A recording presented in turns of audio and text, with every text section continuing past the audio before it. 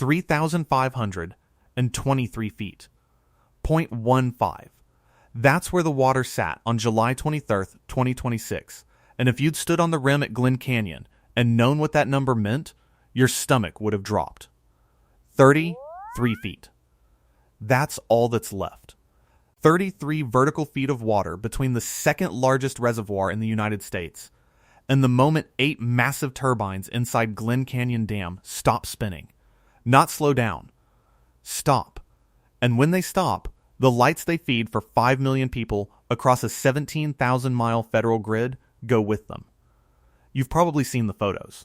The white ring on the sandstone, bleached like bone, climbing the canyon walls higher than the Statue of Liberty, is tall. That ring isn't decoration. It's a receipt. It's the exact, undeniable measurement of how much water has walked out the door since Lake Powell was full. And every foot of that pale scar is a foot the American Southwest is never getting back at the rate things are going. Here's what I want you to sit with before we go anywhere. 40 million people drink from this system. 40 million.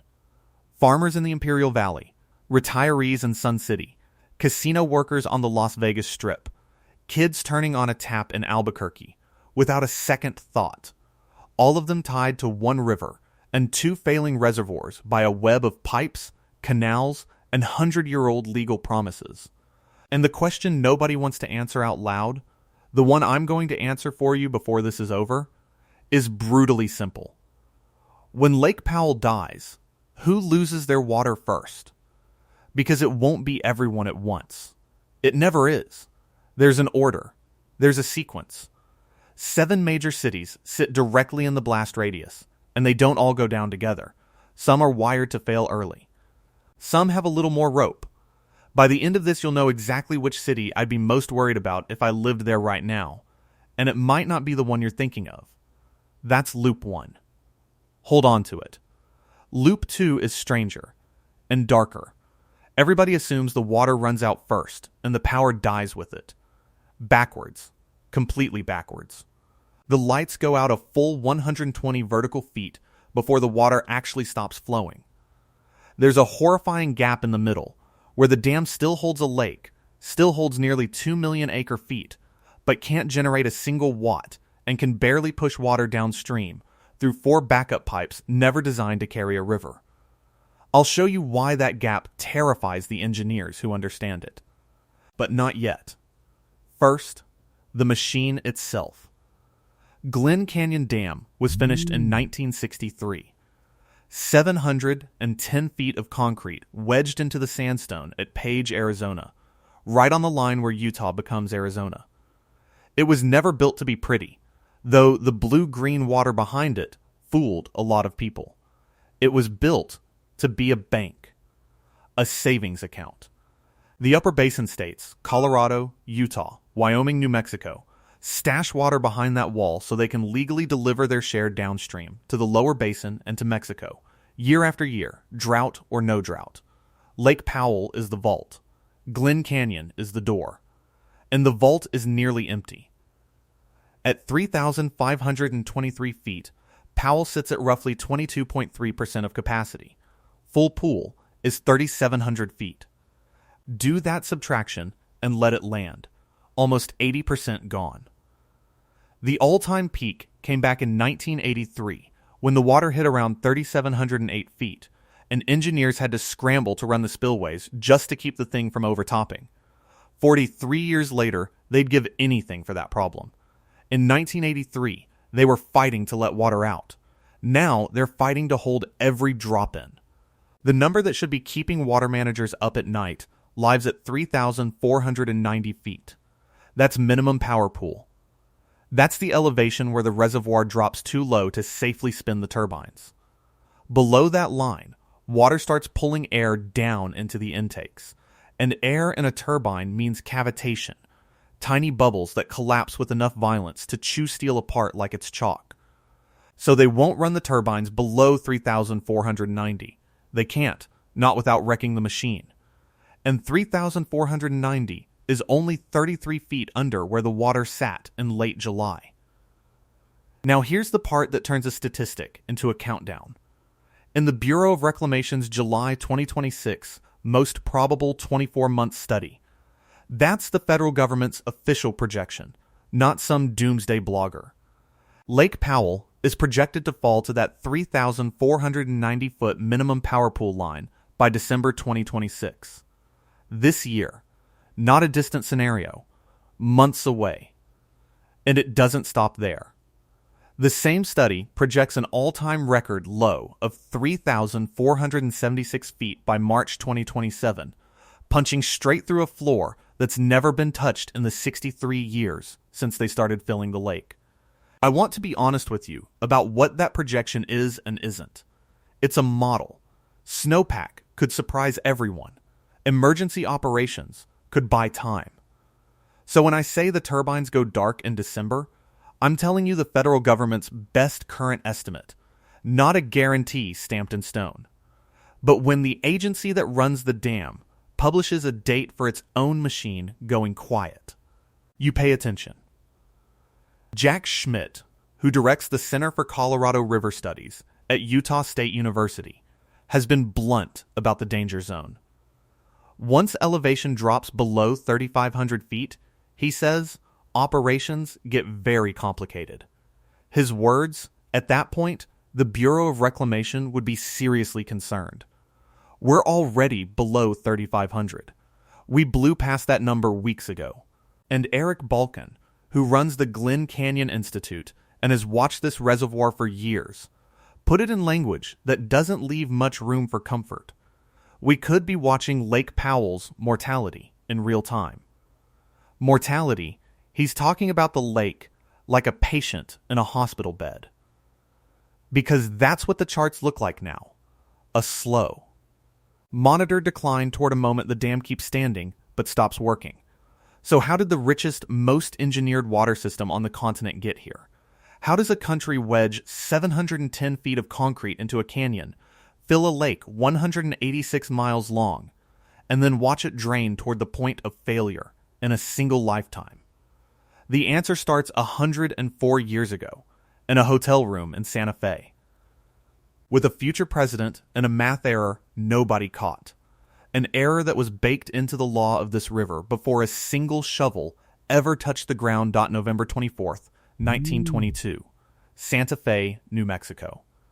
7 men representing 7 states sit around a table with Herbert Hoover, then Secretary of Commerce, still a decade from the presidency. And they carve up a river none of them fully understand. They have numbers, they have gauges, they have a few decades of streamflow records that happen to land, by pure bad luck, on some of the wettest years the Colorado had seen in centuries. And on the strength of that data, they draw a line. They decide the river carries about 17.5 million acre-feet a year. 7.5 to the upper basin, 7.5 to the lower. A slice reserved for Mexico. Clean, balanced, generous, it was fiction. Here's the part that should make your stomach drop. Modern tree ring science. Scientists reading the growth records locked inside centuries old timber across the Rockies tells us the real long-term average of the Colorado is closer to 13.5, maybe 14 million acre-feet, not 17.5. The men in that room divided up water that was never in the river to begin with. They apportioned 3-4 million acre-feet of pure imagination and wrote it into binding law. Every state signed, every governor celebrated, and the entire legal skeleton of the American Southwest got built on a spreadsheet that didn't balance. They called it the Colorado River Compact. Historians and hydrologists have a blunter name for what it really was: a structural deficit. The river has been overdrawn, mathematically, legally, physically overdrawn, since the ink dried on that document in 1922. Cities didn't cause it. Golf courses didn't cause it. The drought didn't cause it. The drought just finally called the bluff. And think about the timing. This is the cruelty of it. That 104-year-old accounting mistake sat quietly for a century, papered over by good snow years and half-empty reservoirs that gave everyone room to pretend. The bill kept getting forwarded to the next generation, the next commission, the next drought plan. Until now. Until 2026, when the padding is finally gone and the math comes due. Right as the rules meant to manage the shortage expire on December 31st. You want to know what a slow motion disaster actually looks like from the inside? It doesn't look like a flood. It looks like paperwork. Now, hard stop. Forget 1922 for a second, because while you're picturing men in wool suits arguing over a table, something far stranger is happening at Glen Canyon Dam right now, and almost nobody outside the water world is talking about it plainly. The federal government isn't just watching Lake Powell fall, it's actively rearranging the entire river to keep it standing. There's a name water managers quietly use for what's underway. A managed collapse. Let that sit. Managed. Collapse. Two words that shouldn't belong in the same sentence. And the U.S. Bureau of Reclamation is living inside them. Here's how it works, and it's the kind of thing that sounds made up until you check the numbers. Camille Calamlum-Touton, the commissioner of the Bureau of Reclamation, the person whose signature sits on top of these decisions, is presiding over a system where saving one reservoir means bleeding another. To keep Powell's turbines spinning a few months longer, the Bureau is doing two things at once. First, it's holding water back, releasing less down to Lake Mead than it otherwise would. And second, this is the part that reads like desperation. It's draining Flaming Gorge Reservoir, up on the Green River, straddling Wyoming and Utah, and sending that water down to prop Powell up from behind. Rob one lake in Wyoming, slow the delivery to another lake in Nevada, all to buy time for a third lake in Utah and Arizona. It's hydrological whack-a-mole played at the scale of the American West, and every hole you plug opens two more. So what happens downstream when Powell holds its water back? Exactly what you'd expect. Lake Mead falls. As of July 23rd, 2026, Mead sits at 1,041, 38 feet, roughly 27% of capacity, clawing at its own record lows from 2022, sitting just 146 feet above its dead pool. The bathtub ring around Mead, that pale mineral scar bleached into the rock where the water used to reach, is now taller than the Statue of Liberty. You can see it from a plane. It marks, foot by foot, everything that's vanished. And here's the twist that reframes the whole thing. Mead isn't dying because of some separate crisis. Mead is falling partly because we're choosing to starve it to save Powell. One reservoir is being sacrificed in slow increments to delay the failure of the other. That's not drought. That's triage. It's the water equivalent of a field hospital deciding who gets treated and who gets left in the hallway. Scott Cameron, the acting commissioner speaking on the 2026 hydrology, put the strategy in language stripped of any comfort. The basin's poor hydrologic outlook, he said, highlights the necessity for collaboration, that available tools will be utilized, and coordination with partners will be essential this year to manage the reservoirs and protect infrastructure. Read that again. Protect infrastructure. When the government starts talking about protecting the dam itself rather than the water behind it, you've crossed into a different kind of emergency. Because that's the quiet fear underneath all of this. It's not just that the lake is low, it's what happens to the machinery when the lake gets this low. Jack Schmidt, who directs the Center for Colorado River Studies at Utah State University, has been warning that operations get genuinely complicated once elevation drops below 3,500 feet. Below that line, he says, the Bureau of Reclamation would be seriously concerned. Powell blew past 3,500 feet a while ago. It's sitting at 3,523 now and pointed down. We are already inside the elevation band where the leading expert on this river says the people in charge should be losing sleep. And the men in that Santa Fe hotel room? They're long dead. Herbert Hoover went on to the White House, then to a legacy defined by a different crash entirely. But the math error he brokered outlived him by a century. And it's about to detonate on a schedule those 7 signatories couldn't have imagined. because they were never even measuring the right river. Which brings us to the question everybody in the 7 basin states is quietly dreading. If Powell keeps falling, if the managed collapse buys months instead of years, if the negotiations meant to replace the expiring rules stay deadlocked, who actually loses water? Not in theory. Not in some distant softened someday. Which taps run dry first? Which cities feel it before anyone else? And in what order the lights and the water start going out? Because the failure isn't going to arrive everywhere at once. It's going to move through the map in a specific sequence. And there are 7 places standing directly in its path. Start with the city that has nowhere left to run. Las Vegas. Around 90% of everything pouring out of a tap in that valley gets pulled straight from Lake Mead, and Mead sits directly downstream of Powell. When Powell holds water back to keep its turbines spinning, Mead drops. On July 23, 2026, it logged 1,041.38 feet, about 27% of capacity, just 146 feet above its own dead pool. Vegas saw it coming. The Southern Nevada Water Authority drilled a 3rd intake straw beneath the lake bed years ago, a tunnel that can suck water almost down to the very bottom. That engineering bought them time. It didn't buy them a river. You can build the deepest straw on Earth, you still can't drink from an empty glass. Phoenix is next, and Phoenix is bigger, thirstier, further from the source.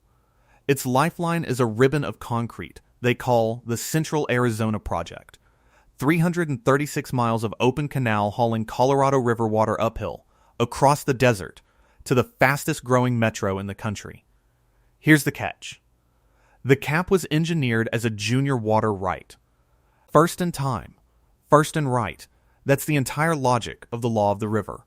And Arizona agreed decades ago to sit near the back of the line just to get the canal built at all. So when the shortage tiers deepen, Phoenix and its farms take the cut before California does. Legally, on paper. That math was settled long before anybody dug the ditch. Tucson rides that same canal, further down. Same water, same weakness, less cushion. The city banked Colorado water underground for years, recharging its aquifer as insurance, and that one bit of foresight is the only reason Tucson isn't sitting first on this list instead of third. But an aquifer savings account drains, like any other account, spend faster than the river can refill it. And the buffer that felt like security starts ticking down like a clock. Cross the state line and the danger changes shape entirely. Los Angeles doesn't sit on some canal from Powell. It reaches the river through the Colorado River Aqueduct, a system the Metropolitan Water District has spent a full century diversifying away from. LA leans on the Owens Valley, on state water piped down from the north, on whatever it can catch and store. So for Los Angeles, the Colorado is one leg of a stool, not the whole floor. And that's the difference between discomfort and catastrophe. When the river tightens, LA feels a squeeze. Vegas feels hands around its throat. San Diego is where this turns cruel. San Diego imports the overwhelming majority of its water, and a huge share of that arrives through Los Angeles' aqueduct system, which makes San Diego downstream of a downstream. It never touches the Colorado directly. It touches LA's grip on the Colorado. So picture it. A city on the Pacific coast, ringed by ocean, chained to the fate of a reservoir on the Utah-Arizona border it will never lay eyes on. San Diego knew that was a knife at its neck. It built a desalination plant in Carlsbad, the biggest in the hemisphere, precisely so it would never be fully hostage to a pipe running through somebody else's city. Insurance? Again, expensive, partial insurance. Then comes Denver.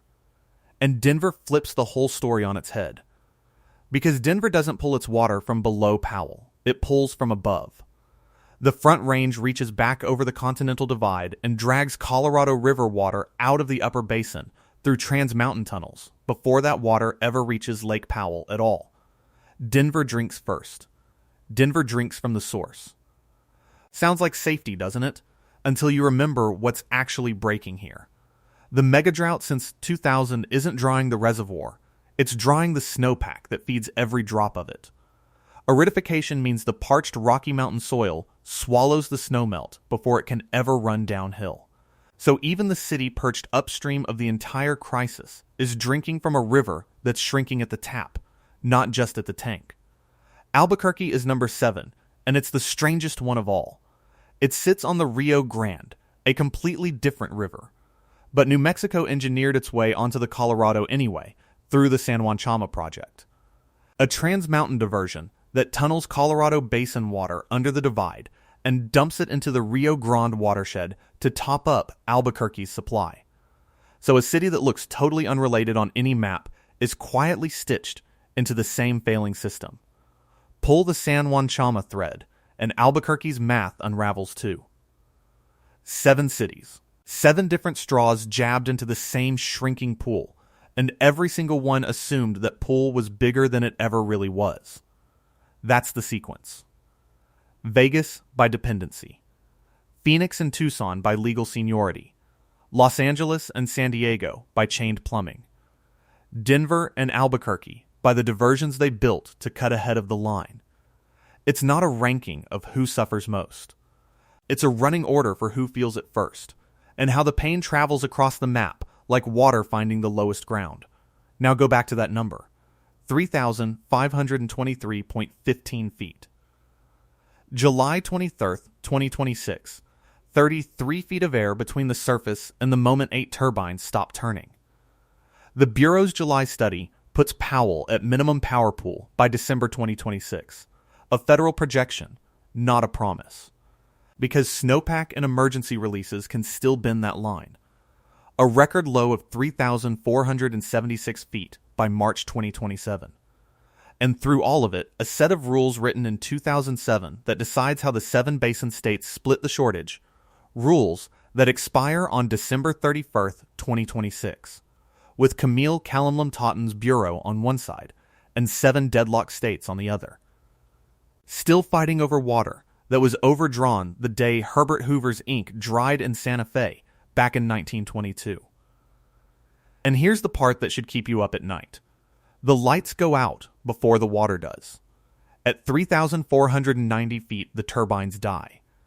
At 3,370 feet, the dam can't push water downstream by gravity at all. 120 vertical feet separate those two failures. In that gap, the only way to move the Colorado past Glen Canyon is through 4 8-foot bypass tubes, the river outlet works, built for temporary flood control, never meant to carry an entire river for months on end. Jack Schmidt and others fear those tubes could cavitate and tear themselves apart, meaning the dam might fail to deliver water before it ever officially hits dead pool. Picture the machine hall at Page, Arizona, 710 feet of concrete still holding. The bathtub ring on the canyon walls now taller than the Statue of Liberty, marking every foot that vanished. Eric Balkin said, "We might be watching Lake Powell's mortality in real time. And when those turbines finally stop, the loudest thing in that room won't be the